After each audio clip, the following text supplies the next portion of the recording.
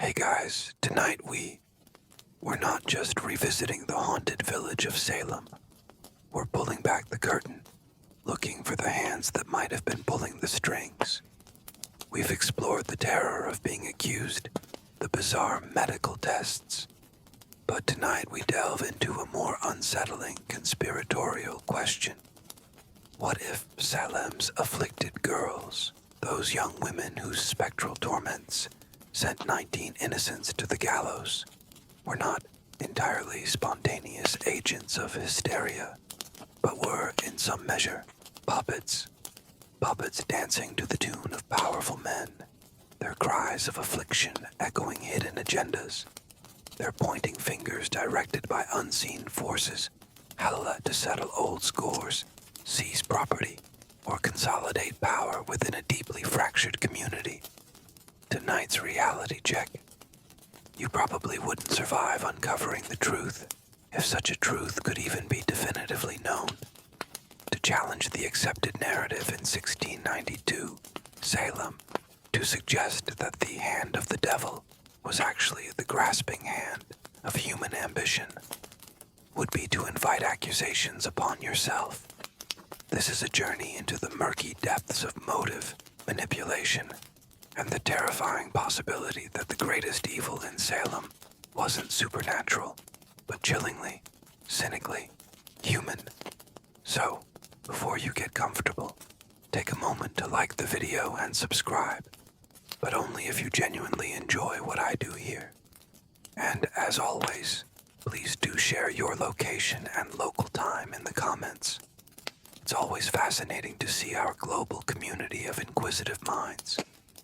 Now, dim the lights, maybe turn on a fan for that soft background hum, and let's ease into tonight's investigation of Salem's hidden puppeteers. Your uncomfortable journey begins, not with a scream, but with a quiet, unsettling observation. You are perhaps a discerning resident of Salem Village or the nearby town, a man of some years, wary of quick judgments, your mind not entirely swept away by the initial tide of religious fervor and fear that grips your neighbors in that bleak winter of 1691 and early 1692. Or perhaps you are a historian centuries later, sifting through the brittle court records, the impassioned pamphlets, the sorrowful petitions, looking for patterns, for anomalies, for the faint, almost invisible threads of human machination woven into the tapestry of demonic panic. The official story is well known. Young girls, starting in Reverend Parris's household, fall victim to strange, violent fits, diagnosed by the local physician as the work of an evil hand. Under pressure, they begin to name their tormentors, unleashing a witch hunt that will consume the community. But as you look closer, as you listen more carefully, certain questions, like persistent, unwelcome specters, begin to arise. Why these girls? Why these initial accusers? Many of them connected to specific households, specific factions within the deeply divided Salem village. And why are the initial targets of their accusations so often women who are already marginalized, unpopular, or embroiled in disputes with the families of the afflicted? Sarah Good, a homeless beggar. Sarah Osborne, an elderly invalid in a legal battle with the powerful Putnam family. Tituba, Reverend Parris's enslaved woman from a foreign land. An easy scapegoat. It seems almost too convenient, too neat. The initial pattern of accusations in Salem, targeting socially vulnerable individuals, has led many historians to question whether these first witches were chosen not for their demonic powers, but for their inability to effectively defend themselves or rally significant community support. You observe the afflicted girls. Their torments are undeniably dramatic, their screams and contortions convincing to many. But you also notice a certain theatricality, a strange responsiveness to their audience. Their fits often seem to worsen when certain individuals are present, or when the magistrates seem to be doubting their testimony.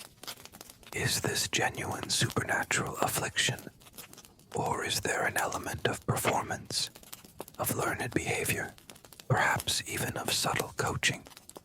The debate over the authenticity versus the performative nature of the afflicted girl's symptoms, whether driven by genuine illness, mass hysteria, fraud, or a combination thereof, remains central to understanding the Salem crisis. A quirky, or rather, deeply suspicious detail is the way the accusations, once begun, seem to expand with an almost strategic precision, moving from the easily condemned to individuals whose removal might benefit certain powerful factions within the village. You, the careful observer, begin to wonder, are these girls truly seeing specters?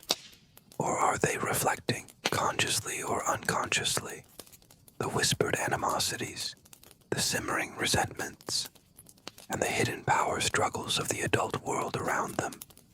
The question hangs heavy in the cold New England air. If these girls are puppets, who then are the puppeteers? As the initial afflictions of Betty Paris and Abigail Williams spread like a contagion to other young women in Salem Village, Ann Putnam Jr., Mercy Lewis, Elizabeth Hubbard, Mary Walcott, and others, you, the discerning observer, begin to pay closer attention not just to the symptoms, but to the context and the connections. The core group of afflicted girls was not a random assortment. Many were friends, relatives, or household members of a few key families, particularly the powerful and influential Putnam family, who were deeply embroiled in local church politics and land disputes.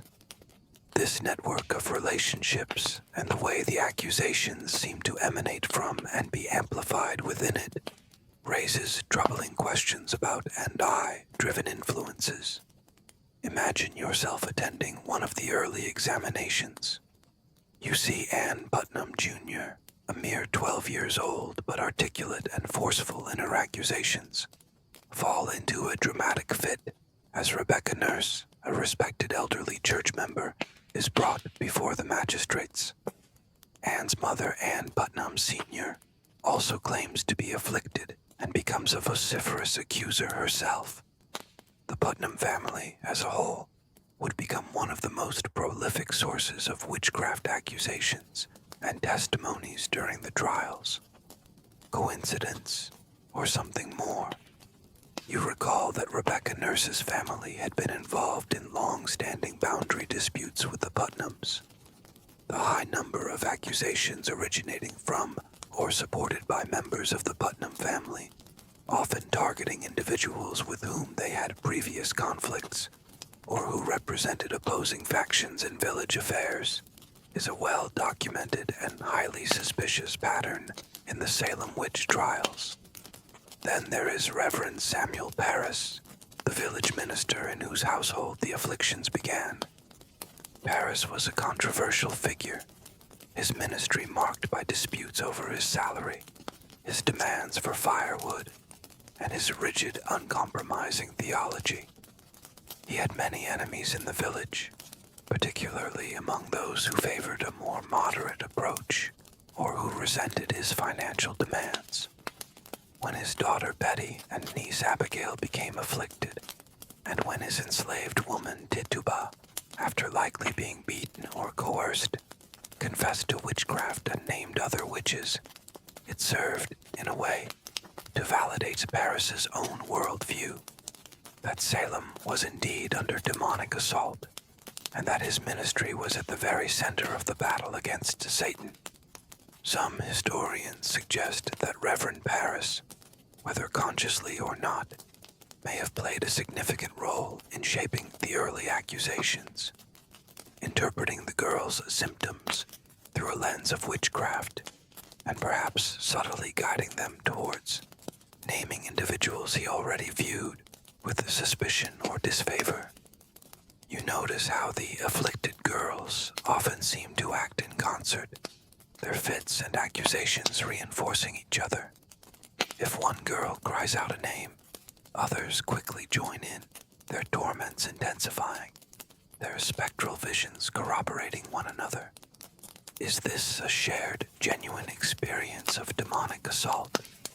Or is it a form of group hysteria, peer pressure, or even a rehearsed performance? The phenomenon of contagious suggestion and the power of group dynamics within the circle of afflicted girls are crucial psychological factors to consider.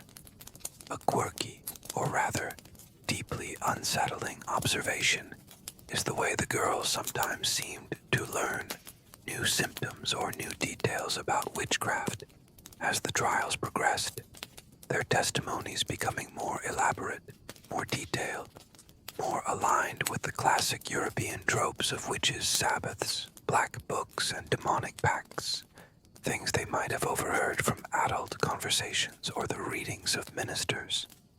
You, the quiet skeptic, watch these patterns emerge, and a cold suspicion begins to form in your mind. These afflictions, these accusations, are they truly supernatural in origin? Or are they being subtly, or perhaps not so subtly, orchestrated by human hands, serving earthly agendas hidden beneath the veneer of religious terror? The strings are almost invisible, but you are beginning to sense their pull. The Putnam family of Salem Village. Their name echoes throughout the grim annals of the witch trials, like a recurring, ominous tolling of a funeral bell. Thomas Putnam, a prominent landowner and village elder. His wife, Anne Putnam Sr., who herself claimed to be afflicted and became a vociferous accuser. And their 12-year-old daughter, Anne Putnam Jr., one of the most active and prolific of the afflicted girls. The Putnam family, directly or indirectly, was involved in accusing a staggering number of individuals, many of whom were subsequently convicted and executed, and their motivations, their influence, and their role as potential puppeteers remain a subject of intense historical scrutiny. For you, the observer trying to discern the hidden agendas in Salem, the Putnams are a critical and deeply troubling case study. Imagine yourself trying to understand the Putnams' world. They are a long-established family in Salem Village, but their fortunes, and perhaps their local influence, may have been perceived as waning. They are deeply involved in the bitter factional disputes that have been tearing the village apart for years, particularly concerning the village ministry.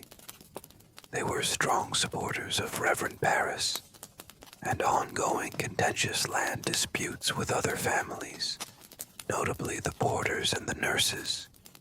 Many of the individuals accused by Anne Putnam Jr. and other members of her circle were people with whom the Putnam family had known grievances, or who represented opposing interests in village politics or property matters. The correlation between pre-existing disputes involving the Putnam family and the pattern of witchcraft accusations originating from their household is too strong to be dismissed as mere coincidence by most historians. Consider Anne Putnam Jr. herself. At only 12 years old, she becomes one of NY-driven most articulate, dramatic, and damning accusers. Her fits are spectacular, her spectral visions detailed and convincing to the court. Is this young girl truly seeing these demonic torments? Or is she a precocious and perhaps impressionable child, reflecting the anxieties, resentments, and ambitions of her parents and their faction? Is she being subtly or overtly coached? Her accusations guided towards specific targets? The thought is chilling. The debate over Anne Putnam Jr.'s true motivations, whether she was a genuine believer in her own afflictions, a manipulated child, or a surprisingly cunning young actor, is central to understanding the dynamics of the Salem trials. Her mother, Ann Putnam Sr., also plays a significant role, claiming to be afflicted herself and offering powerful testimony against accused witches, often corroborating her daughter's claims. She too had her own grievances and anxieties, having lost several infants in childbirth, misfortunes that, in the Puritan worldview, could easily be attributed to malevolent witchcraft. The psychological state of Ann Putnam Sr. and the extent to which her own fears and resentments might have influenced her daughter's accusations is another complex layer in this tragic story. A quirky, or rather profoundly disturbing detail, is that years later, in 1706, Ann Putnam Jr. would be the only one of the afflicted girls to offer a public apology for her role in the trials. She stated that she had been deluded by Satan into accusing innocent people, particularly Rebecca Nurse. Was this a genuine expression of remorse, a clearing of a tormented conscience? Or was it a carefully worded statement, perhaps encouraged by others, aimed at facilitating communal reconciliation? You, sifting through these possibilities, see the Putnam family not just as victims or instigators, but as a focal point where personal grievances, factional politics, and religious hysteria converged with deadly consequences. The strings they may have pulled, whether consciously or unconsciously, wove a web that ensnared dozens, and their story is a stark reminder of how easily private hatreds can be cloaked in the mantle of public righteousness, especially when the puppets are young, suggestible, and terrifyingly convincing. Another figure looms large in the early, formative stages of the Salem witch hunt, a man whose own insecurities and embattled position may have inadvertently or perhaps even deliberately fanned the flames of hysteria.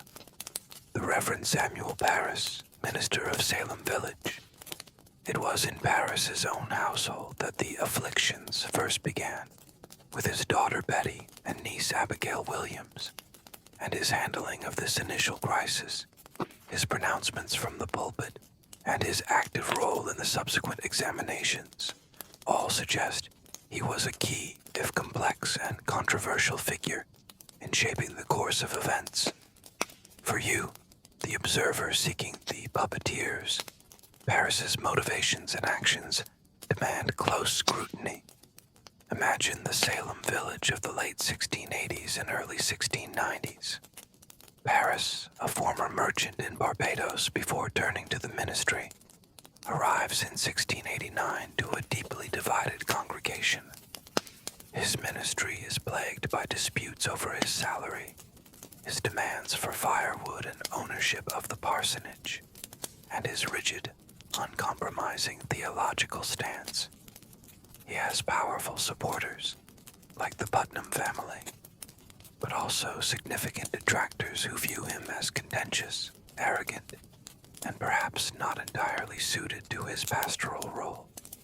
This atmosphere of internal strife and resentment within the church is a crucial backdrop to the outbreak of witchcraft accusations. The factionalism within Salem Village, particularly concerning Reverend Parris's ministry, created a fertile ground for suspicion and animosity, which the witch hunt would tragically exploit and amplify. When his own daughter and niece begin to exhibit strange, terrifying symptoms, Parris is understandably alarmed.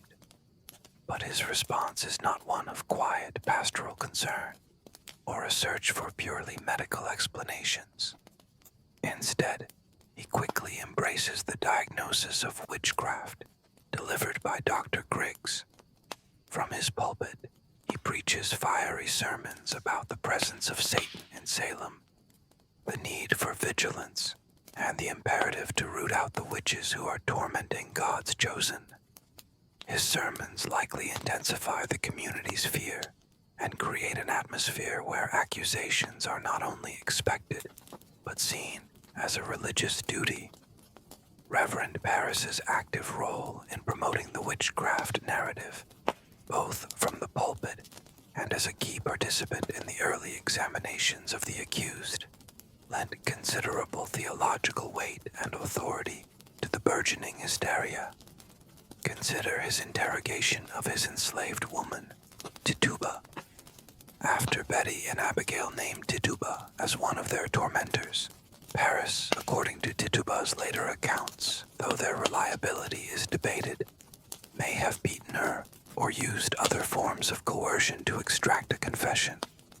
Tituba's dramatic confession, filled with tales of the Devil's Book, animal familiars, and witches' Sabbaths, was a pivotal moment, providing proof of a demonic conspiracy and opening the floodgates for further accusations.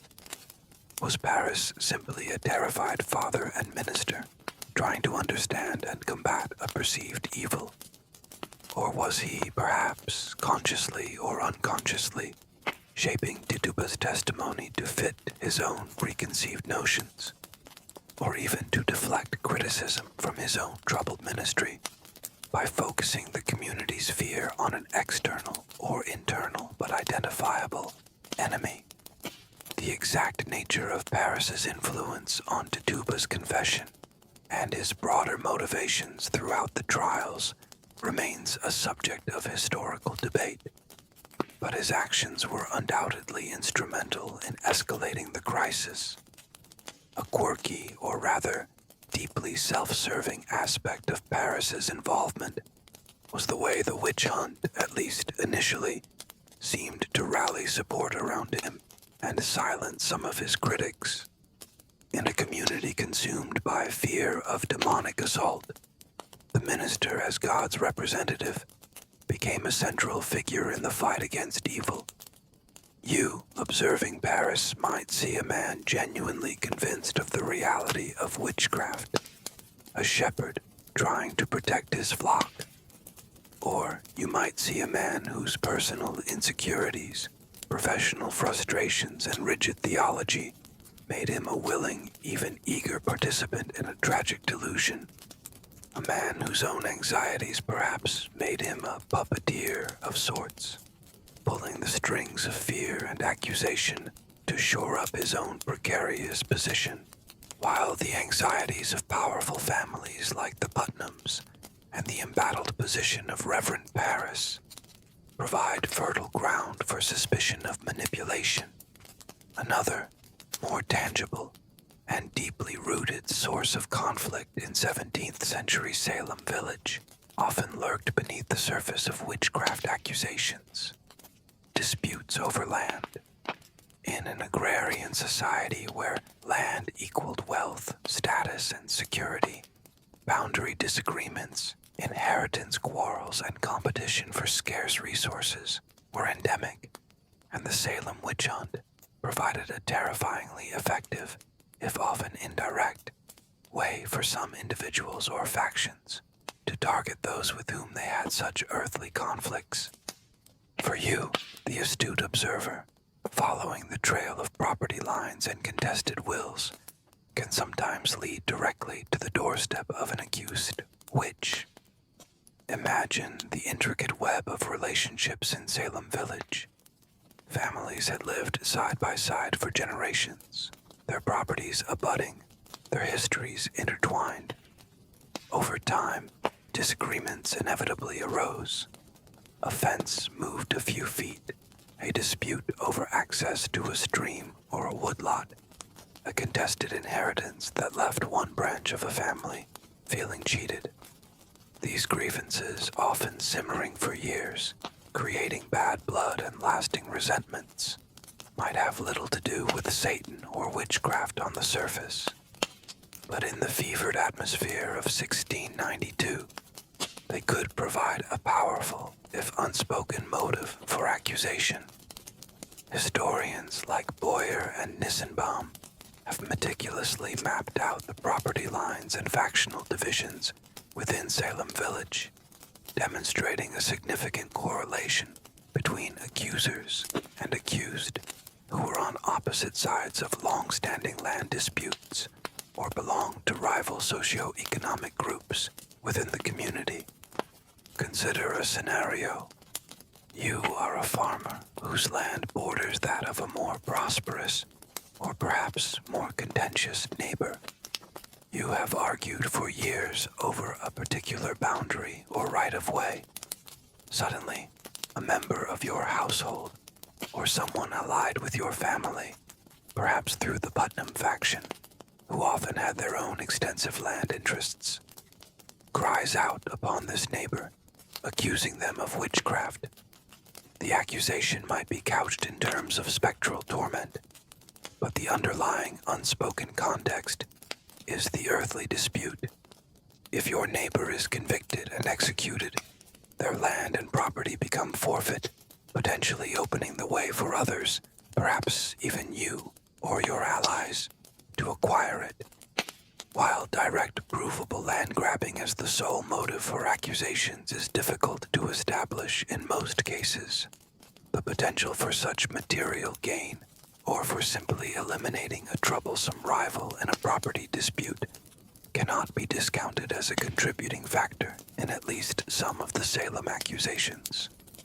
The accusations against individuals like Rebecca Nurse, Martha Corey, and John Proctor, all respected, and in some cases relatively prosperous, members of the community who also happened to be on the wrong side of certain village factions or property disputes, lend credence to this theory.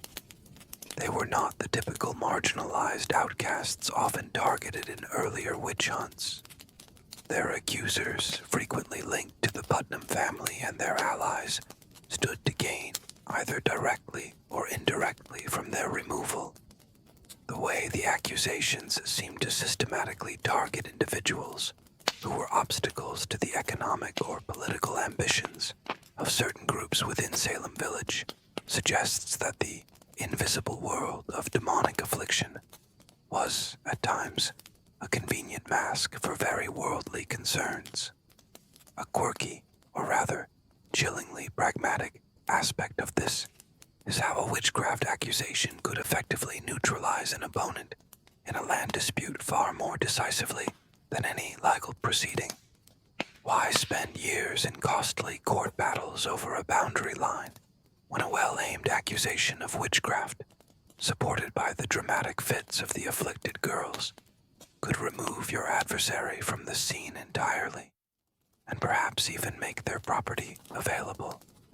You, watching these patterns unfold, might begin to see the puppet strings, not as ethereal strands of demonic influence, but as the hard, tangible lines drawn on a surveyor's map, the invisible fences of greed and resentment that crisscrossed the troubled landscape of Salem Village, the internal politics of Salem Village itself, a community notoriously factious and quarrelsome long before the first cry of witch, provide another crucial layer of understanding if you are seeking the puppeteers behind the 1692 Hysteria. Salem Village, modern-day Danvers, was not a harmonious Puritan idyll.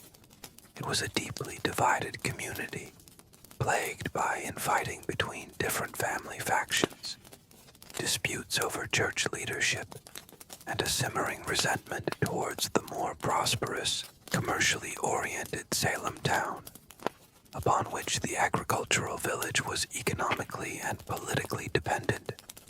This acrimonious local context created a powder keg of social tension, and the witchcraft accusations became the spark that ignited it. Imagine yourself a resident of Salem Village in the years leading up to 1692. You are keenly aware of the divisions.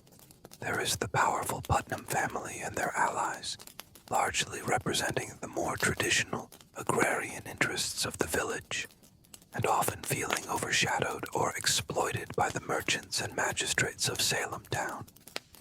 Then there are families like the Porters, more closely aligned with Salem town's commercial interests, and often at odds with the Putnams over land, resources, and village governance. These factional lines were not just about economics. They were about power, status, and differing visions for the community's future. The struggle for control over the Salem Village Church, particularly the contentious ministry of Reverend Samuel Parris, who was strongly supported by the Putnams and opposed by many others, was a focal point for these internal divisions and a major source of bitterness and resentment. When the afflictions began in Reverend Parris's household, and when the accusations started to fly, it is striking how often they seem to follow these pre-existing fault lines. Many of the principal accusers, Ann Putnam Jr., her mother Ann Putnam Sr., Mercy Lewis, a servant in the Putnam household, belonged to or were closely allied with the Putnam faction. And many of the accused, particularly those who were respected community members rather than marginalized outcasts, were individuals who had crossed swords with the Putnams or Parris, or who belonged to the opposing Porter faction. The witchcraft accusations in this light can be seen not just as a response to perceived demonic activity, but as a weapon in an ongoing local power struggle, a way for one faction to discredit, intimidate, and eliminate its rivals. Consider the case of Rebecca Nurse, an elderly, pious, and well-respected woman, yet she became a target. Why? She was not a typical witch stereotype, but her family had been involved in land disputes with the Putnams, and she was seen as part of the anti-Parris faction. Her conviction and execution, despite numerous petitions and testimonies to her good character, sent a chilling message to anyone who dared to oppose the dominant accusers and their powerful backers. The targeting of individuals like Rebecca Nurse, Martha Corey, whose outspoken skepticism about the afflicted girls made her an early target, and John Proctor, another Parris critic, strongly suggests that the witch hunt was, at least in part, a means of settling old scores and consolidating factional power within Salem Village. A quirky, or rather, deeply cynical observation is that the devil in Salem seemed to have remarkably good aim, primarily afflicting those who were already on the wrong side of local disputes. You, witnessing this pattern, might conclude that the puppet strings are not being pulled by some distant infernal master, but by very human hands, motivated by very earthly desires for power, revenge, and social control. The witches' Sabbath, they feared, might not have been in the woods with the black man, but in the heated, resentful conversations within certain village households, plotting the downfall of their enemies under the convenient cover of a divine scourge. As you, the skeptical observer, watch the afflicted girls in Salem writhe, scream, and point their damning fingers, a disturbing question begins to form. Are these performances entirely spontaneous, or is there an element of rehearsal, of coaching, of a shared evolving script? The consistency in the types of afflictions described, the way the girls often seem to act in concert, and the increasing complexity and specificity of their spectral visions over time, have led some historians to suggest that there may have been a degree of informal or even formal training or mutual reinforcement occurring among the core group of accusers, possibly influenced or guided by certain adults. This doesn't necessarily imply a grand, centralized conspiracy from the outset, but rather a more organic, if still deeply problematic, process of learning and refining a very effective and deadly performance. Imagine the scene. Perhaps in the evenings after a day of public examinations, a group of the afflicted girls gather, maybe at the Parris household or the Putnam home. They are the center of attention, their every word carrying immense weight. They share their experiences of spectral torment. One girl describes seeing a yellow bird with the witch's specter. Soon, other girls begin to see yellow birds too. One describes being pressured to sign the devil's book. This becomes a recurring motif in subsequent testimonies. Is this genuine shared demonic assault, or is it the natural human tendency towards conformity, imitation, and the collaborative construction of a narrative, especially among a close-knit group of young, impressionable, and highly stressed individuals? The psychological phenomenon of contagious behavior, or group hysteria, where symptoms and beliefs can spread rapidly within a suggestible cohort, is a key factor considered by many scholars of Salem. Consider also the role of adults. While direct evidence of overt coaching is scarce and contentious, it is highly plausible that influential adults like Reverend Parris, Thomas Putnam, or even the examining magistrates themselves, through their leading questions, subtly or not so subtly, shaped the girl's testimonies. If a girl's accusation aligns with an adult's pre-existing suspicion, she might receive praise, encouragement, and further attention. If her testimony is vague or unconvincing, she might be pressed for more details, for more names, for descriptions that fit the established patterns of witchcraft belief. The power imbalance between adult authorities and young female accusers, combined with the immense pressure to provide evidence that validated the ongoing witch hunt, could easily lead to a situation where the girl's testimonies were molded, consciously or unconsciously, to meet expectations. You might observe a certain professionalism developing in the girl's performances over time. Their fits become more dramatic, their descriptions of spectral torment more vivid and detailed, their ability to identify and denounce witches more confident. Are they simply becoming more accustomed to their afflictions, or are they becoming more adept at their roles?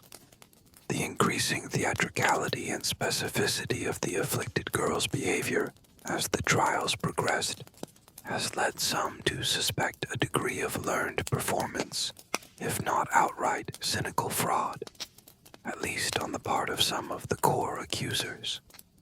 A quirky, or rather deeply troubling detail, is the way the afflicted girl sometimes seemed to share information that they could not have known through natural means, such as details about private conversations or events occurring elsewhere, which was then taken as proof of their supernatural insight.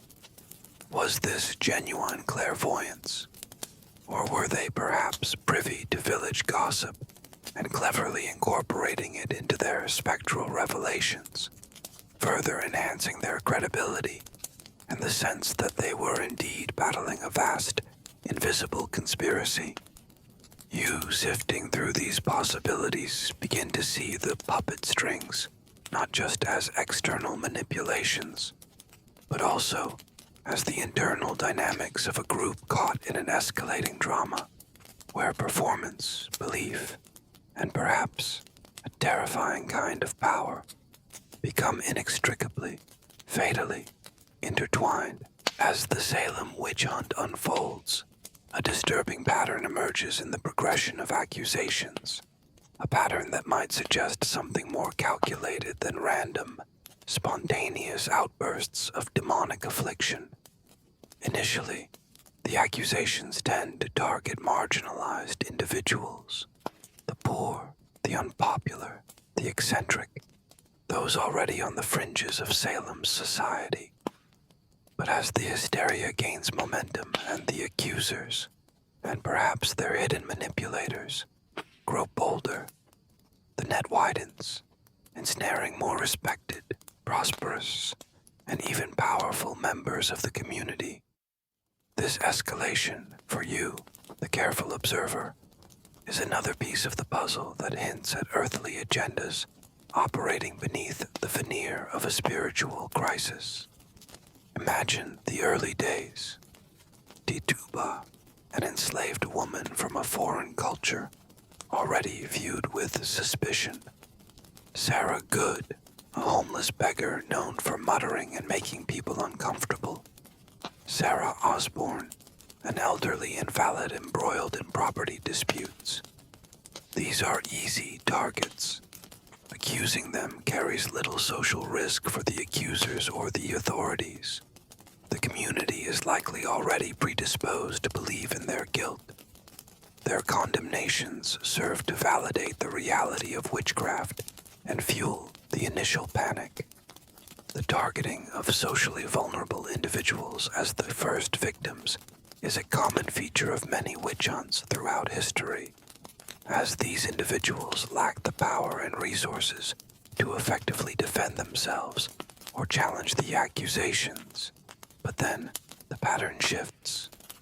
The afflicted girls, now emboldened by their success and the unwavering support of the magistrates, begin to cry out upon individuals of higher social standing. Rebecca Nurse, an elderly, pious, and widely respected matriarch. John Proctor, a prosperous farmer and outspoken critic of the trials. George Burroughs, a former minister of Salem Village itself. Martha Corey, another devout church member, known for her skepticism. These are not the usual suspects. Accusing them is a more audacious and potentially more dangerous move.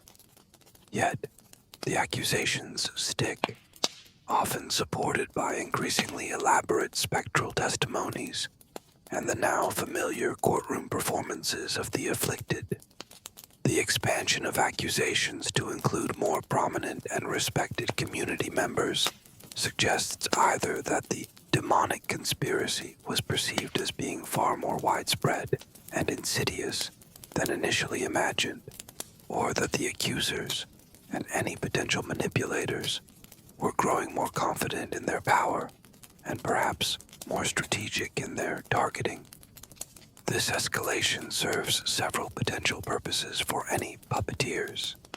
It can silence dissent, as seen in the cases of Proctor and Corey, who openly questioned the girls' afflictions. It can settle old scores with more powerful rivals. It can create a pervasive atmosphere of terror where no one, regardless of their status, feels safe, thus reinforcing the authority of those leading the hunt. The willingness of the Salem court, particularly under Deputy Governor Stoughton, to accept accusations against individuals of high standing and to aggressively prosecute them based largely on spectral evidence, was a critical factor in allowing the hysteria to reach such devastating proportions.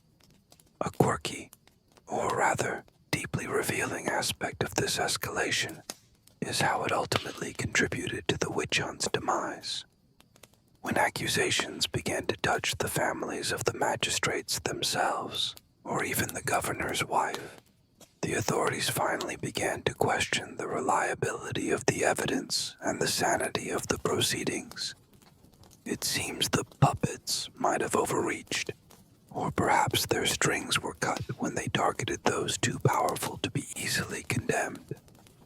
You, observing this trajectory from marginalized outcast to respected citizen, see not just a widening net of demonic influence, but perhaps a calculated, escalating campaign, or a runaway hysteria that eventually, inevitably, began to consume its own. The confession of Tituba, Reverend Paris's enslaved woman from Barbados, stands as a pivotal and deeply troubling moment in the early stages of the Salem witch hunt. After being accused by the afflicted girls, Tituba, under intense pressure and likely physical coercion from her master and other authorities, not only confessed to witchcraft, but also provided a vivid, detailed, and fantastical account of her supposed dealings with the devil, including tales of a black man, a book signed in blood, animal familiars, and witches' sabbaths. This confession, the first in Salem, had a profound and devastating impact. It confirmed the reality of a demonic conspiracy, provided a template for future accusations and confessions, and significantly escalated the ensuing hysteria. For you, the observer questioning whether the afflicted girls were puppets, Tituba's confession and the circumstances surrounding it offer a chilling insight into how evidence could be manufactured and narratives shaped. Imagine Tituba, a woman of color from a different cultural background, likely already viewed with suspicion and fear by some in the Puritan community, now accused of tormenting her master's daughter and niece. She is isolated, powerless, and terrified. She is interrogated relentlessly, probably for days, by Reverend Paris, John Hathorne, and Jonathan Corwin. While overt physical torture was not officially sanctioned as a means of extracting confessions in Massachusetts law at the time, unlike in some parts of Europe, it is highly probable that Tituba was subjected to beatings, threats, sleep deprivation, or other forms of severe duress. Many historians believe that Tituba's confession was almost certainly coerced, a desperate attempt to save herself from further abuse and perhaps even from execution by telling her interrogators what she sensed they wanted to hear. And what she told them was a sensational, captivating story. She spoke of the devil appearing to her as a tall man in black, sometimes accompanied by a yellow bird or other animals. She described being pressured to sign his book and seeing other names or marks in it, though she initially claimed she could not identify them. She spoke of riding on a pole with other witches to attend their unholy gatherings. These details, while perhaps drawing on a mixture of her own cultural folklore, European witchcraft beliefs, which she might have heard about, and the leading questions of her interrogators, provided the Salem authorities with exactly what they were looking for: proof of an organized, demonic plot. Tituba's confession, with its vivid imagery and its confirmation of a local witch coven, became the foundational narrative upon which much of the subsequent Salem witch hunt was built. Her testimony had an immediate and electrifying effect. It seemed to validate the afflictions of the girls, to confirm the community's worst fears, and to provide a framework for understanding the invisible world that was supposedly assaulting them. It also set a dangerous precedent. Confession, even if it implicated others, seemed to offer a path to survival. Tituba herself was imprisoned but never executed. The details from Tituba's confession, the black man, the book, the familiars, the witches' meetings, would be echoed, elaborated upon, and often directly incorporated into the later testimonies of other confessed witches and the accusations of the afflicted girls, suggesting a process of narrative contagion and reinforcement. A quirky, or rather profoundly tragic, aspect of Tituba's role is that she, an enslaved woman at the very bottom of the social hierarchy, became, through her coerced confession, an unwitting, or perhaps desperately unwilling, puppeteer herself, providing the script and the impetus for a tragedy that would consume far more powerful individuals. You, analyzing this, might see Tituba not as a willing servant of Satan, but as a victim of a brutal system. Her imagination and her desperation exploited by men determined to find witches, thereby perhaps making them the true, if indirect, puppeteers of her damning and foundational tale. As the Salem witch hunt progresses, and the number of accused and imprisoned individuals grows, you, the discerning observer with a suspicion of puppeteers, begin to look for more direct evidence of adults influencing or manipulating the testimonies of the afflicted girls, while concrete proof of systematic, overt coaching or a grand, centrally orchestrated conspiracy is elusive and highly debated by historians. There are numerous instances and patterns of behavior that strongly suggest that certain adults, particularly those with vested interests in the outcome of specific accusations, may have exerted considerable influence, whether subtly or overtly, on what the young accusers said and did.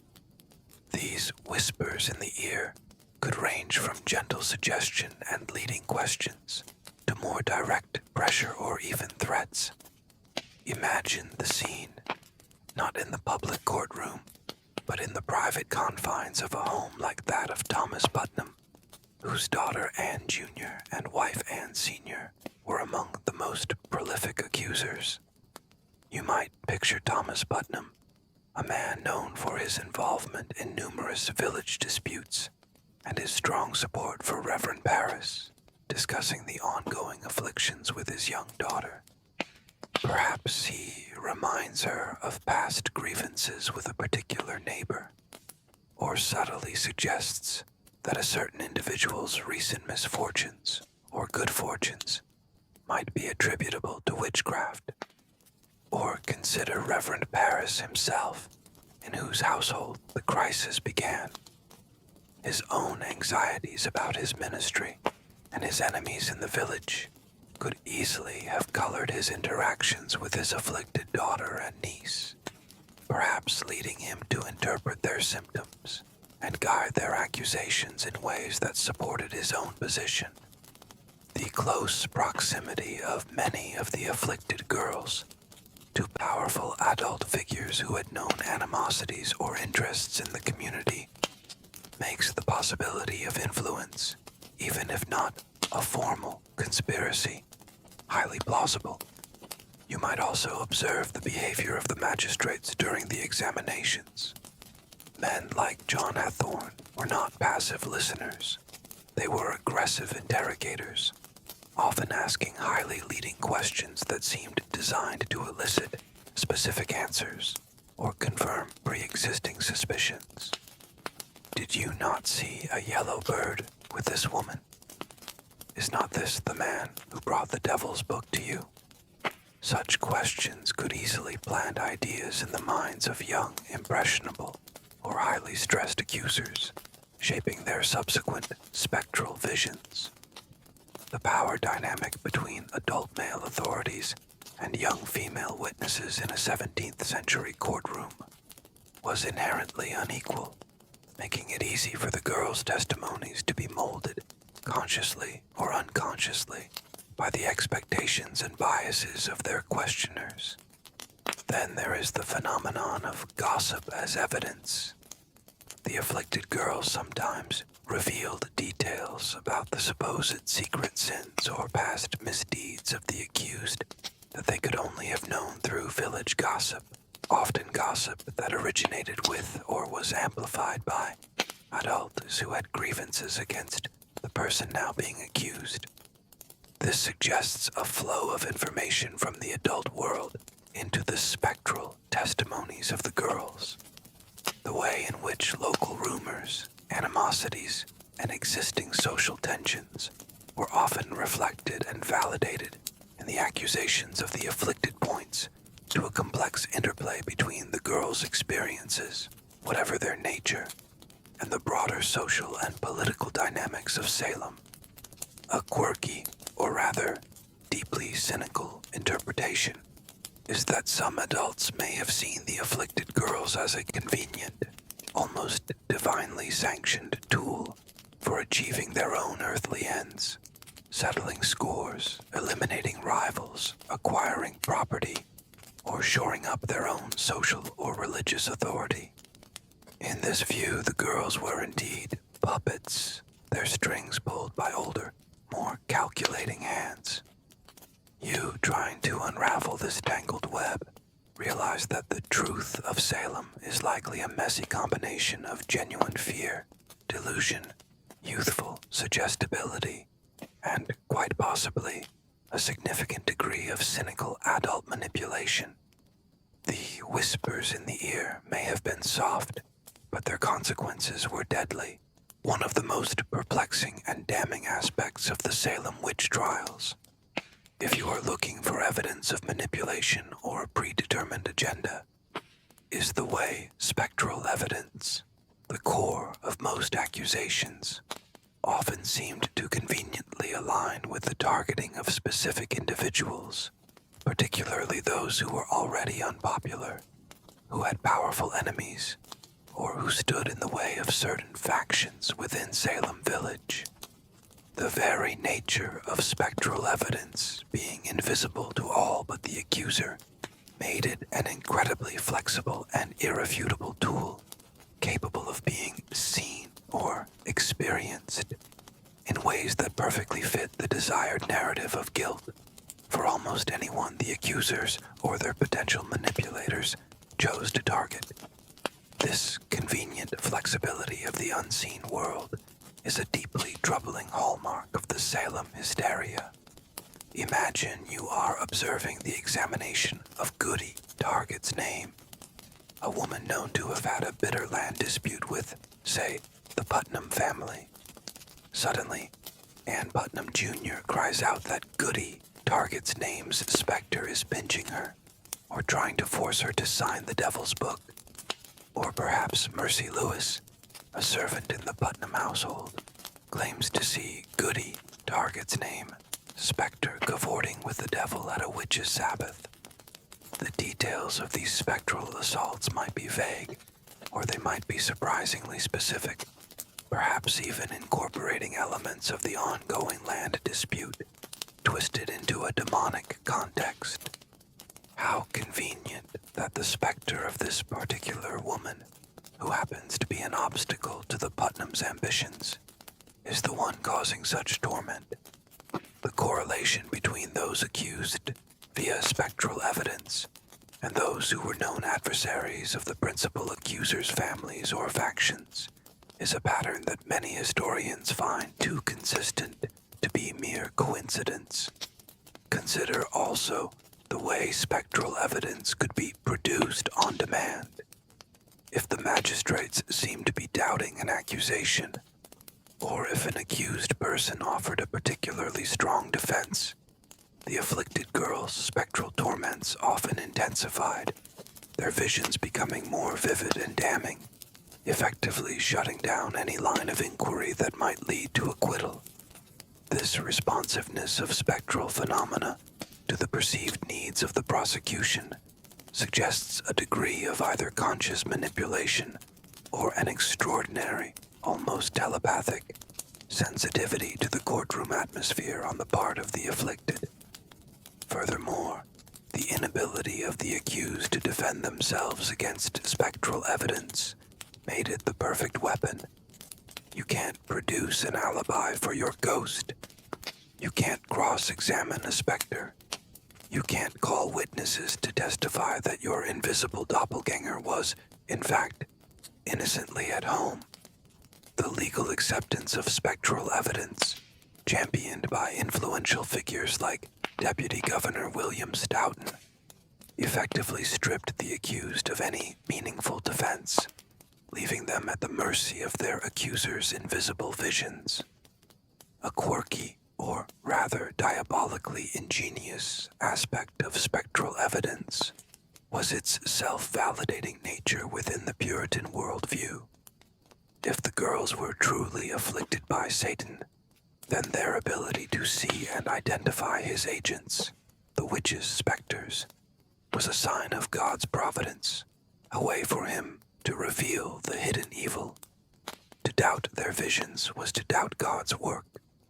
You, the observer, might see this not as divine providence, but as a terrifyingly effective closed loop of illogic, where the evidence is manufactured by the very belief system it purports to uphold.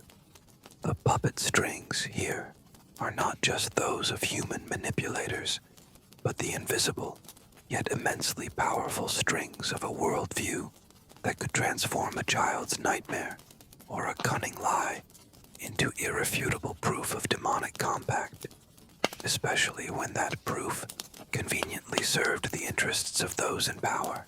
The tragic story of John Proctor, a prosperous farmer and tavern keeper in Salem, stands as a stark example of the dangers of openly questioning the afflicted girls and the proceedings of the witch trials. And his fate serves as a chilling illustration of how quickly skepticism could be transformed into a death sentence, potentially at the behest of those whose authority or credibility he challenged. Proctor, initially a believer in the afflictions, became an outspoken critic after his own household servant, Mary Warren, one of the afflicted girls, began to accuse him and his wife, Elizabeth. His defiance, his assertion that the girls were lying or sporting, made him a prime target, and his subsequent conviction and execution highlight the ruthless suppression of dissent during the Salem Hysteria, suggesting that the puppets, the girls, could be effectively turned against anyone who threatened to expose the show. Imagine yourself as John Proctor, a man known for his strong opinions and perhaps a somewhat abrasive personality. You see the afflictions, you hear the accusations, but something doesn't sit right. You express your doubts, perhaps too loudly, too publicly. You might even suggest that the girls are feigning their torments, or that they deserve a good whipping rather than pity and credence. This is a dangerous stance in 1692 Salem. Soon, your own servant, Mary Warren, who had previously been one of the accusers, briefly recants her testimony, claiming the girls were lying. But under immense pressure, she recants her recantation, and then, devastatingly, accuses Proctor himself of witchcraft, claiming his specter tormented her and tried to force her to sign the devil's book. His wife, Elizabeth, is also accused. The targeting of John Proctor, a man of some standing who dared to challenge the accusers, is seen by many historians as a pivotal moment, demonstrating that no one, however respected, was safe if they crossed the powerful forces driving the witch hunt. Proctor's trial is a travesty. The spectral testimonies of Mary Warren and other afflicted girls are given full weight. His own protestations of innocence, his denunciations of the girls as liars, are dismissed as the ravings of a desperate witch. He writes impassioned letters from prison, pleading for a fairer trial, for a change of venue, for an end to the reliance on spectral evidence, but to no avail. John Proctor's letters from Salem jail are among the most powerful contemporary documents exposing the injustice and irrationality of the trials. Yet, they failed to save him. The message sent by Proctor's conviction and execution was clear. Do not question the afflicted. Do not challenge the court. To do so is to invite damnation. This ruthless silencing of dissent is a hallmark of witch hunts and periods of mass hysteria, and it strongly suggests that there were powerful interests at play, whether individual puppeteers or a collective establishment invested in maintaining the narrative of demonic assault and the legitimacy of the trials, even at the cost of innocent lives like Proctor's. The fate of John Proctor serves as a chilling example of how those in power could use the accusations of the afflicted, whether the girls were acting independently or being manipulated, to eliminate critics and reinforce their own authority. A quirky, or rather, profoundly tragic detail is that Proctor's wife, Elizabeth, was also convicted, but her execution was delayed because she was pregnant. She eventually survived because the trials ended before her sentence could be carried out. John Proctor, however, went to the gallows, a victim not just of spectral lies, but of his own courageous, if ultimately futile, defiance. You, witnessing his fate, would understand the terrible price of speaking truth to hysterical power, and how easily the puppet strings could be manipulated to ensnare even the strongest and most outspoken of men. Presiding over the Salem Witch Trials, the figure who most embodied the unyielding, almost fanatical drive to prosecute and condemn was Deputy Governor William Stoughton, Chief Justice of the Court of Oyer and Terminer. Stoughton, a man of considerable learning and political ambition, was a staunch believer in the reality of witchcraft and a strong proponent of admitting spectral evidence, and his powerful influence over the court proceedings, his refusal to countenance doubt, and his relentless push for convictions made him, in the eyes of many historians, a key architect of the Salem tragedy. Perhaps not a direct puppeteer of the afflicted girls in the sense of feeding them lines, but certainly a figure whose authority and biases created an environment where their accusations were almost invariably validated and led to guilty verdicts.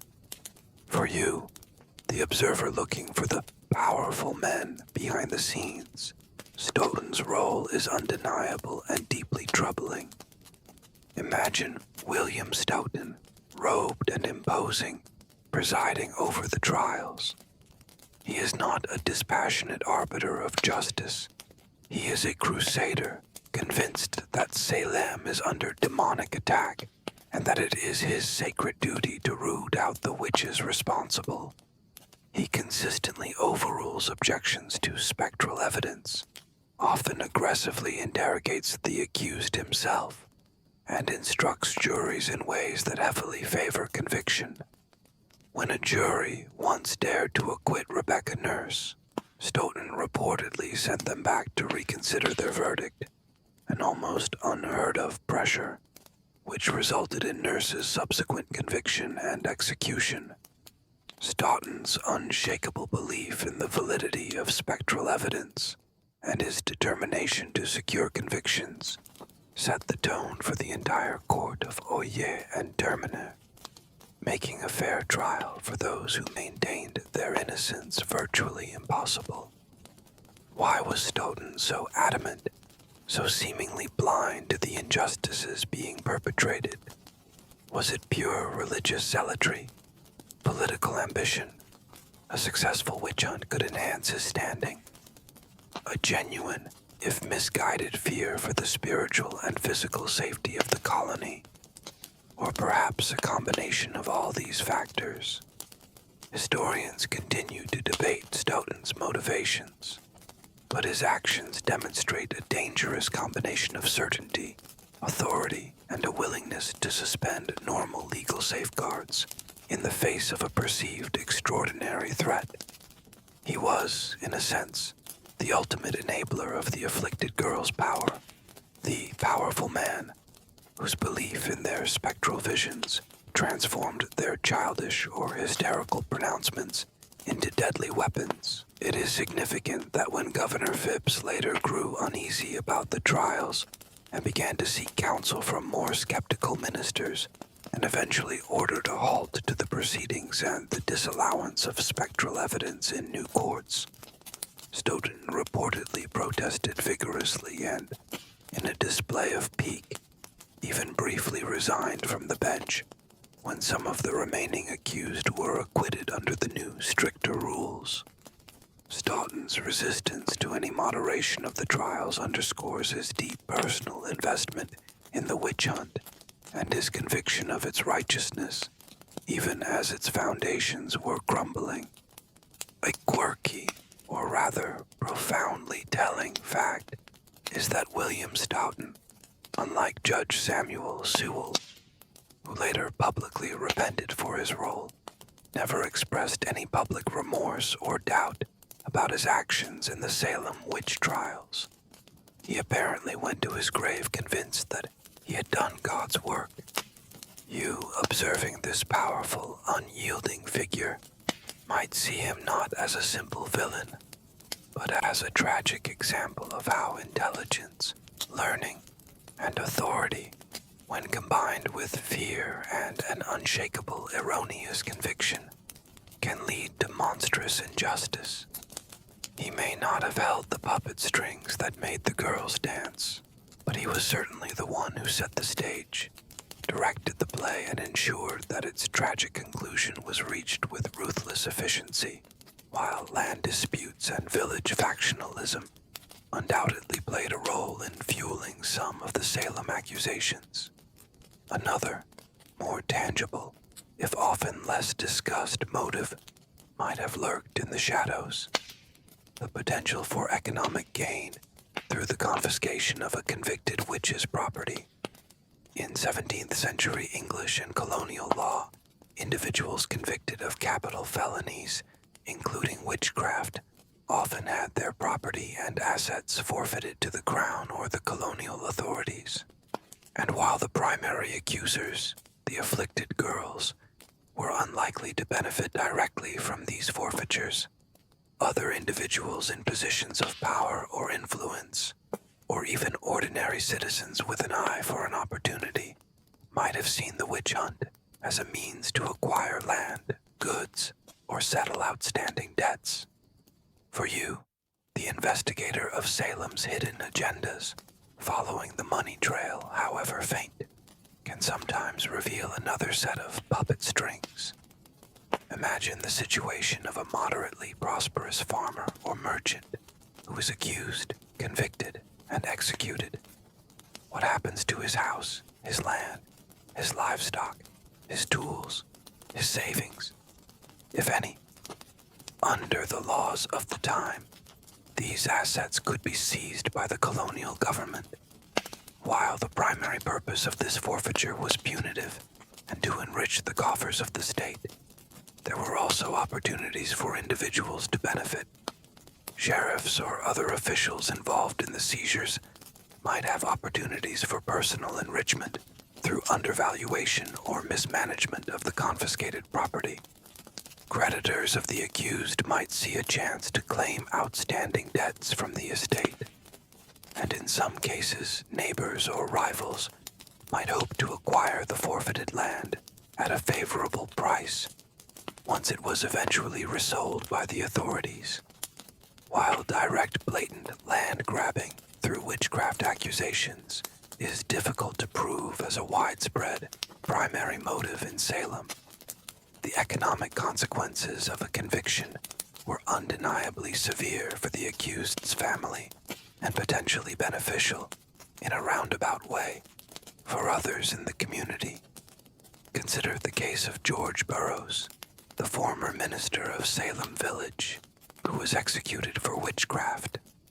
He was known to be in debt to several members of the Putnam family, one of the main accusing factions. While it's unlikely his execution was solely about debt collection, the fact that his removal and the forfeiture of any assets he might have possessed would have been financially convenient for his creditors cannot be entirely dismissed as a contributing factor or a welcome side effect for some. The interplay of economic stress, existing debts, and property disputes in a largely agrarian society like Salem Village created a complex web of potential motives that could easily become entangled with accusations of witchcraft. The authorities themselves, particularly the local magistrates and officials involved in carrying out the sentences and managing the forfeited estates, were also in a position to potentially benefit, if not directly, then through the assertion of their power and control over community resources. The cost of imprisoning and trying so many accused witches also placed a significant financial burden on the colony, and proper property forfeitures may have been seen, in part, as a way to recoup some of these expenses. A quirky, or rather deeply cynical, aspect of this economic dimension is the way it could create a perverse incentive for convictions, especially against individuals of some means. While the afflicted girls themselves likely had no direct financial stake, the adult puppeteers, who might be subtly guiding or encouraging their accusations, could have had such worldly concerns very much in mind. You, looking for the hidden strings, realized that Satan wasn't the only one offering tempting bargains in Salem. The prospect of acquiring a neighbor's coveted woodlot, or erasing a troublesome debt, all under the cloak of righteous religious zeal, might have been a powerful, if unspoken, temptation for some of the human actors in this tragic drama. The devil, it seems, was not just in the details of spectral torment, but perhaps also in the ledgers and land deeds of Salem Village, as the Salem witch hunt careened through the spring and summer of 1692. The afflicted girls, once perhaps a small, cohesive group, found their numbers swelling and their accusations escalating, sometimes in ways that seemed to defy the control of any single puppeteer or faction. There were moments when the girls' accusations appeared to take on a life of their own, targeting individuals who were not obvious enemies of the dominant accusing families, or even, in a few critical instances, aiming so high up the social and political ladder that they threatened to discredit the entire proceedings and force the authorities to reconsider. Were these moments of genuine, uncontrolled hysteria a sign that the puppets were cutting their own strings, or perhaps a miscalculation by unseen manipulators? Imagine the growing unease among some of Salem's more established figures as the accusations begin to fly further and wider. It's one thing to condemn a marginalized outcast or a known village eccentric. It's quite another when the finger points at a wealthy merchant's wife, a respected minister from another town, or even, as eventually happened, Lady Mary Phipps, the wife of Governor William Phipps himself. When the afflicted girls cried out upon figures like Captain John Alden, Jr., a prominent Boston mariner and son of the Mayflower pilgrim John Alden, or Nathaniel Saltonstall, one of the original magistrates of the court of Oyer and Terminer, who resigned in protest over the proceedings. It sent a shock-wave through the colonial elite. The accusations against high-status individuals who had the resources and connections to fight back, or whose condemnation would be politically untenable, played a significant role in creating a backlash against the trials and forcing a re-evaluation of the evidence, particularly spectral evidence.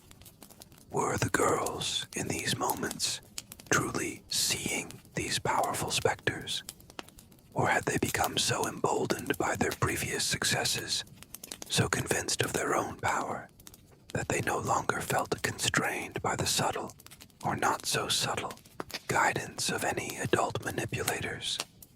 Perhaps they were genuinely caught in a deepening spiral of mass hysteria, their afflictions and accusations feeding off each other in an uncontrolled feedback loop. Or, more cynically, perhaps some of N.I.-driven older, more cunning girls saw an opportunity to exert even greater power, to settle more obscure scores, or simply to create more drama, heedless of the potential consequences. The psychology of the afflicted girls, particularly the core group of accusers, remains one of N.I.-driven most debated aspects of Salem, with theories ranging from true victims of unknown ailments to highly skilled, manipulative actors. This overreach, this targeting of the untouchables, was arguably a critical turning point. It forced those in the highest echelons of power, who might have previously been content to let the Salem trials run their course as a local matter, to sit up and take notice. If the governor's own wife could be spectrally accused, then no one was safe, and the very fabric of colonial society was threatened. It was largely in response to these escalating and increasingly irresponsible accusations that Governor Phipps finally intervened, first by ordering a halt to arrests, and then by dissolving the Court of Oyer and Terminer in October 1692, a quirky, or rather, strategically disastrous move, if viewed from the perspective of any puppeteers trying to control a contained purge, was allowing the accusations to reach such a fever pitch that they threatened the established order itself. You, the observer, might see this as the moment the puppets either broke free from their strings, or the strings themselves became so tangled in a frenzy of accusation that the entire macabre show began to collapse under its own weight. The very tool that had been so effective in eliminating local rivals or silencing dissent now threatened to consume its creators, forcing a desperate, if belated, intervention from the top. While the dramatic accusations of the afflicted girls and the zealous prosecutions of the magistrates dominate the popular image of the Salem Witch Trials, it is crucial to remember the quieter, often fearful, voices of those who remained skeptical, or who dared to defend the accused, or who simply chose a path of cautious silence in the face of overwhelming hysteria. The silent puppeteers fueling the crisis may have been powerful, but their influence was not absolute, and the eventual end of the witch hunt was due in no small part to the growing unease and eventual action of more rational and compassionate individuals, both within Salem and in the wider Massachusetts Bay Colony. For you, the observer trying to understand the full picture, these figures of quiet resistance or reluctant complicity are as important as the accusers and the condemned. Imagine yourself as a moderately influential, educated man in Boston, or perhaps a minister in a neighboring town, watching the events in Salem unfold with a growing sense of alarm. You hear the reports of spectral evidence being accepted as irrefutable proof, of respected community members being imprisoned and condemned based on the fits and visions of a group of young women. Your knowledge of scripture, of legal precedent, such as it was, and perhaps even of emerging Enlightenment ideas about reason and evidence, tells you that something is terribly wrong. But what can you do? To speak out too forcefully against the Salem proceedings is to risk being branded a sympathizer with witches, an agent of Satan trying to obstruct God's work, or even a witch yourself. The fear of accusation was a powerful silencer, even for those in positions of some authority or intellectual standing. Yet, some did dare to express their doubts, however cautiously. Ministers like Samuel Willard of Boston, though initially hesitant to directly confront the Salem judges, privately questioned the over-reliance on spectral evidence, and later became a key voice urging moderation and a return to more established legal principles. Increase Mather, the influential father of Cotton Mather, eventually published his Cases of Conscience Concerning Evil Spirits, 1693, though circulated earlier, which, while affirming the reality of witchcraft, strongly condemned the use of spectral evidence alone for conviction, arguing that it were better that 10 suspected witches should escape than that one innocent person should be condemned. These cautious but critical interventions by respected Boston area clergy played a significant role in shifting elite opinion and providing Governor Phipps with the theological and intellectual cover he needed to eventually halt the trials. Then there were the ordinary citizens who, at great personal risk, signed petitions vouching for the good character of accused individuals like Rebecca Nurse, or family members who tirelessly worked to gather evidence or appeal for mercy. These were not puppeteers in the sense of manipulating events for their own gain, but rather individuals trying to pull on different strings, the strings of reason, of compassion, of justice, in a desperate attempt to counteract the prevailing madness. Their efforts were often unsuccessful in saving individual lives during the height of the hysteria, but they contributed to the growing unease that eventually led to the trial's end. A quirky, or rather, tragically ironic aspect is that some of the most influential silent puppeteers might have been those who, by their very inaction or quiet acquiescence in the early stages, allowed the hysteria to gain such a powerful momentum.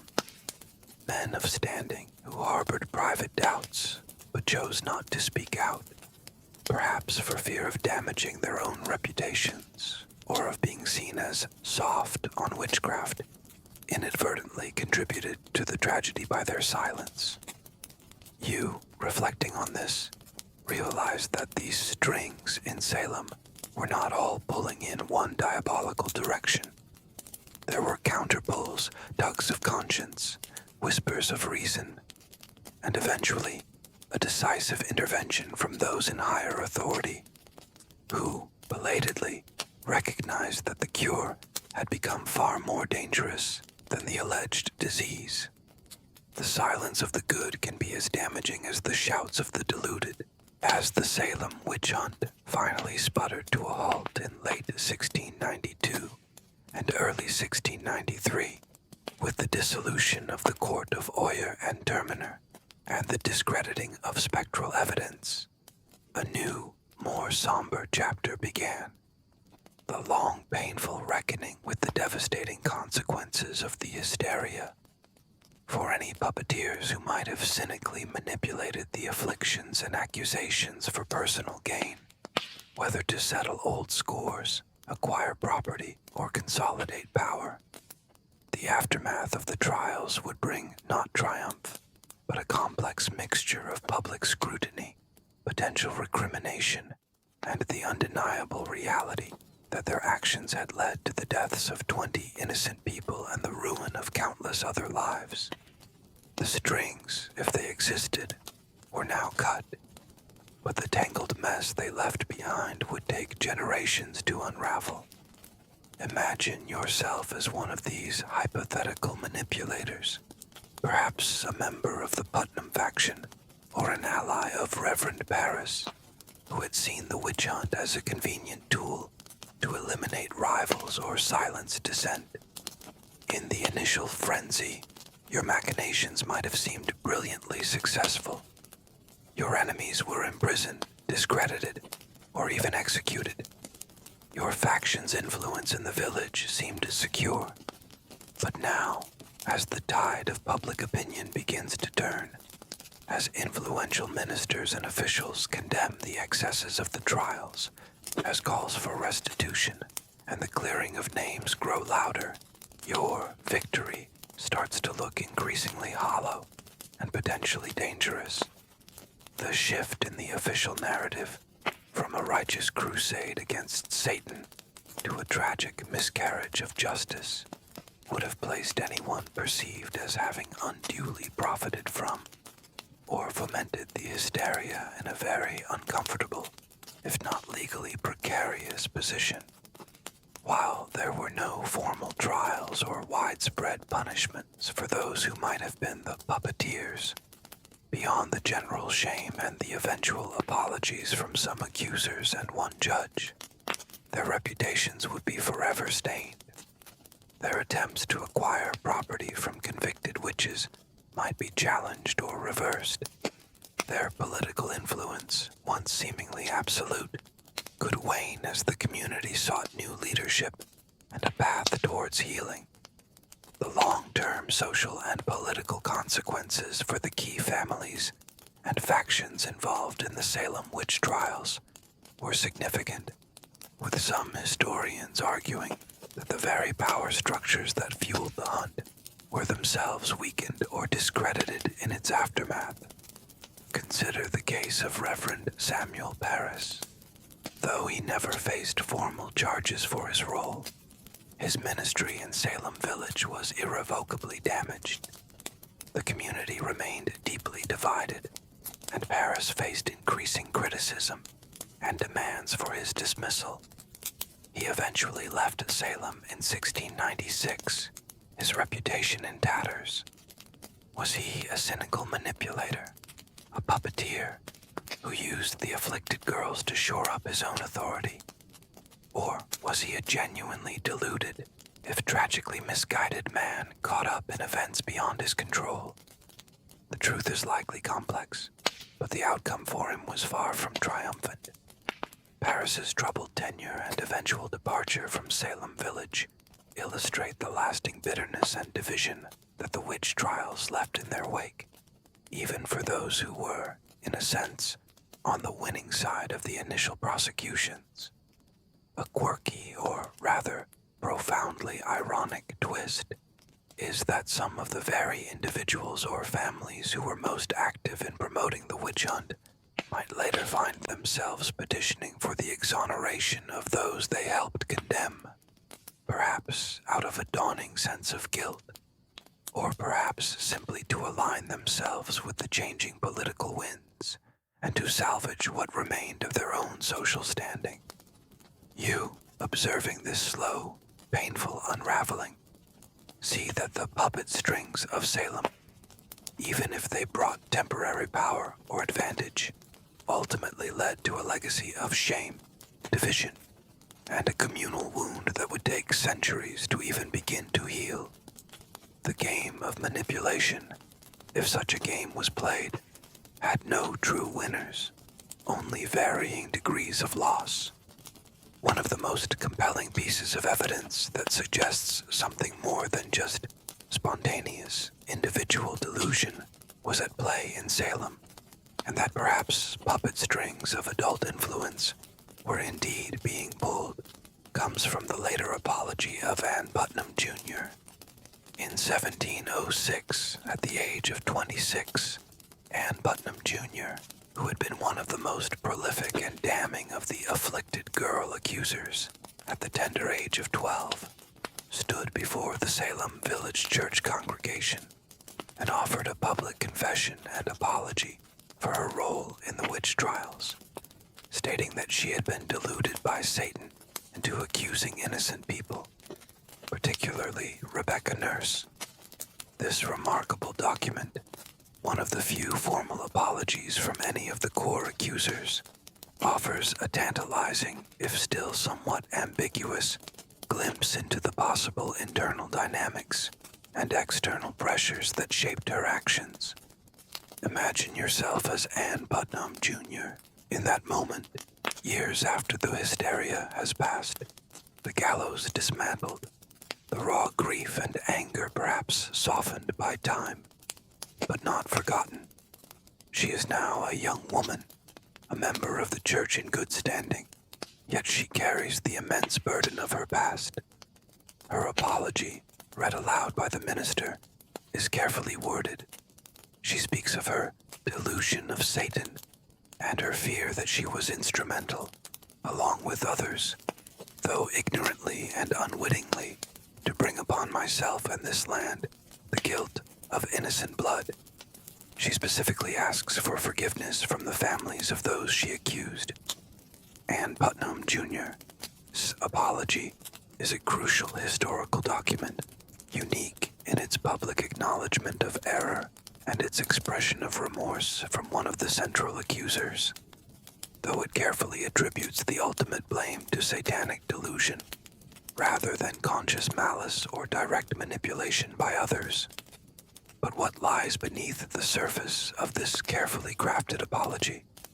Was it purely a matter of personal conscience, a young woman finally coming to terms with a terrible youthful error? Or were there other factors at play? Her parents, Thomas and Ann Putnam Sr., who had been so deeply involved in the accusations and had so many grievances with those accused, were both dead by 1706.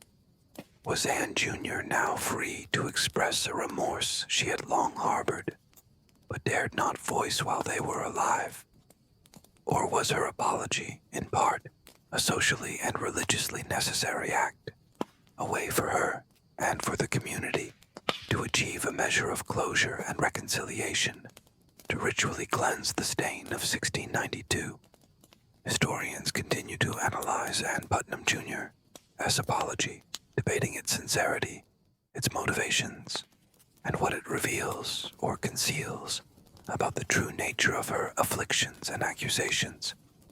If she was indeed deluded by Satan, who or what might have facilitated that delusion? Could Satan in this context be a metaphor for the intense social pressures, the family loyalties, the whispered suggestions, the leading questions from adult authorities that shaped her testimony? If she were a puppet, her apology does not explicitly name her puppeteers, but it does acknowledge that she was an instrument in a process that led to the shedding of innocent blood. The ambiguity of her apology, was it genuine illness, satanic delusion, or a euphemism for something more consciously manipulated, is part of what makes it so fascinating and so frustrating for those seeking definitive answers about Salem. A quirky, or rather deeply human aspect of her story is that Ann Putnam Jr. reportedly lived a quiet and somewhat isolated life after her apology, never marrying and dying relatively young. Did the ghosts of Salem, the memory of those she helped condemn, continue to haunt her despite her public act of contrition? You, reflecting on her confession, might see it not as a full unveiling of the puppet strings, but as a poignant acknowledgement of a terrible shared responsibility, a recognition that even if the devil was the ultimate author of Salem's woes, human hands, including her own young ones, were tragically, devastatingly involved in pulling the threads of that dark tapestry. So, who were the real puppeteers of Salem, if indeed such deliberate manipulators existed? While definitive proof of a single overarching conspiracy is lacking, and likely always will be, modern historical analysis, by meticulously examining the complex web of social, economic, political, and religious tensions in 17th century Salem, alongside the patterns of accusation and the known grievances of key individuals, has identified several plausible candidates, or, more accurately, influential groups and powerful dynamics that likely contributed to the tragic manipulation and escalation of the witch hunt. It wasn't necessarily one person pulling all the strings, but rather a confluence of forces, with certain individuals or factions positioned to exploit the ensuing chaos for their own ends. First, as we've discussed, there are the influential accusing families, most notably the Putnams. Their numerous accusations against individuals with whom they had land disputes, financial disagreements, or factional opposition within the village and church strongly suggest that they, at the very least, saw the witch hunt as an opportunity to settle old scores and advance their own interests. Whether they consciously coached their afflicted children or simply created an atmosphere where such accusations were encouraged and validated, their impact was undeniable. They weren't necessarily mustache-twirling villains, but rather deeply entrenched, often resentful, community members who found a powerful, religiously sanctioned weapon in the afflictions of the young. Then there are the key religious and legal authorities who drove the prosecutions with such unyielding zeal, particularly Reverend Samuel Parris and Deputy Governor William Stoughton. Parris, with his embattled ministry and his initial fervent belief in a demonic assault originating in his own household, played a crucial role in framing the narrative and legitimizing the early accusations. Stoughton, as Chief Justice, with his adamant refusal to discount spectral evidence and his relentless pressure on juries to convict, was arguably the most powerful individual enabling the legal machinery of death. Were they cynical manipulators? Perhaps not entirely. They likely genuinely believed in the reality of witchcraft and their own righteous crusade. But their biases, their ambitions, and their refusal to heed calls for caution made them, in effect, powerful directors of the tragic play, ensuring it reached its bloody conclusion. The confirmation bias and groupthink among these authorities, who reinforced each other's beliefs and dismissed dissenting opinions, created a powerful institutional force that was difficult to challenge. We might also consider less visible, but potentially influential, figures within the broader community, local gossips, individuals with hidden grudges, or even those who sought to deflect suspicion from themselves by eagerly joining in the chorus of accusation. The dynamics of village life, with its petty jealousies and long-simmering resentments, provided fertile ground for such AI-driven manipulations. The power of rumor and social pressure in a small, isolated, and fearful community cannot be overstated. A quirky, or rather profoundly disturbing thought, is that perhaps the most powerful puppeteer of all was not an individual or a faction, but the very belief system itself. The rigid Puritan theology, the deeply ingrained fear of Satan, the misogynistic traditions of European witchcraft lore, the acceptance of a worldview where the supernatural constantly intervened in human affairs. This collective mindset created the stage, wrote the script, and cast the actors, with the afflicted girls and their adult validators merely playing out roles that were, in a sense, preordained by their culture. You, the modern observer sifting through the ashes of Salem, realize that the puppet strings were likely numerous, tangled, and pulled by many hands, some knowingly, some unwittingly, some with malicious intent, others out of genuine, if tragically misguided fear. And the result was a dance of death, where the innocent were made to pirouette on the gallows, the Salem Witch Trials, with their tragic interplay of afflicted accusers and the powerful, often hidden, forces that may have guided or exploited them, stand as a timeless and terrifying lesson in the dangers of mass hysteria, the abuse of power, and the catastrophic consequences that can arise when a community abandons reason in favor of fear and superstition. Whether the afflicted girls were truly puppets manipulated by cynical adults with hidden agendas, or whether they were themselves victims of a complex brew of psychological, social, and religious pressures, the outcome was the same. Innocent lives were destroyed, a community was torn asunder, and a dark stain was left on the annals of American history. The search for puppeteers in Salem is not just an academic exercise. It is an attempt to understand how such profound injustice can occur, and how to guard against its recurrence.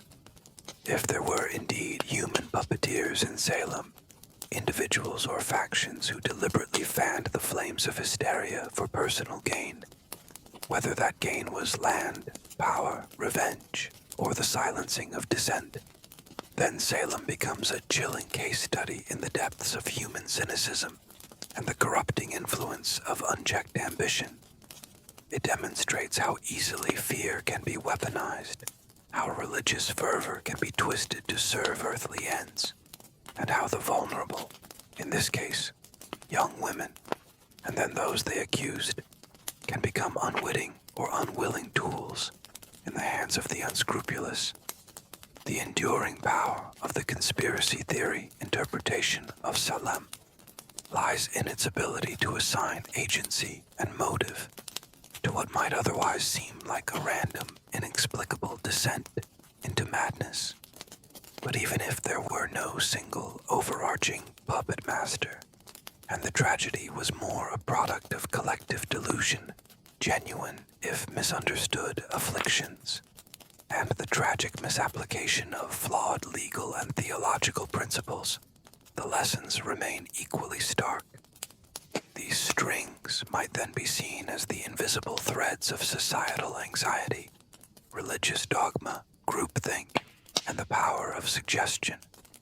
The afflicted girls, in this view, might be puppets of their culture, their time, their own fears, and the expectations of those around them.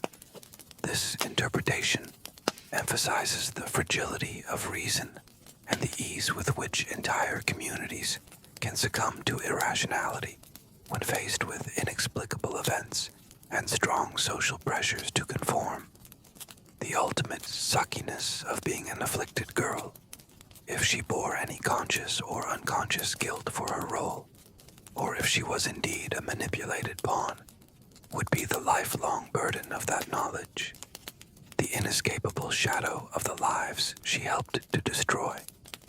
And for the community, the survival of this episode meant a painful, multi-generational reckoning with its own capacity for cruelty and delusion. The Salem Witch Trials serve as a perpetual reminder of the need for critical thinking, due process, the protection of minority rights, and a healthy skepticism towards claims of absolute certainty, especially when those claims are used to justify persecution. A quirky, or rather, profoundly relevant takeaway for our own times is to consider who the afflicted girls and the puppeteers might be in our modern witch hunts, whether they play out in the realm of social media, political discourse, or cultural clashes. The names and the methods may change, but the underlying human dynamics of fear, accusation, scapegoating, and the manipulation of narratives for power or ideological ends remain eerily, timelessly familiar. Your journey through Salem, seeking the hands that pulled the strings, ends not with definitive answers, but with a host of unsettling questions and a renewed appreciation for the vigilance required to prevent such madness from ever taking root again. The courtroom clamor, the spectral visions, the pointing fingers, the hushed whispers of conspiracy, all these echoes of 1692, Salem now begin to soften, to dissolve into the quiet of your own space and time. You have peered behind the curtain of one of history's most infamous episodes, seeking the hidden hands, the unseen forces that might have shaped its tragic course. It is a journey into ambiguity, into the unsettling realization that human motives are rarely simple, and that truth, in times of mass hysteria, can become a fragile, easily manipulated thing. Let the weight of these considerations, the chilling implications of power misused and innocence betrayed, now give way to a sense of reflective calm. The puppets of Salem and their puppeteers have long since played their parts and exited the stage. What remains are the lessons etched in the stone of history, a stark reminder of the darkness that can lurk beneath the surface of any community, in any age. As you settle into your rest, release the eye-driven and the questions. There are no more spectral accusers to decipher, no more hidden agendas to uncover. There is only the peace of this present moment, the gentle rhythm of your own breath, and the quiet invitation to let your mind find solace in a deep, untroubled, and restorative sleep. The strings have been cut. The play is over. Rest now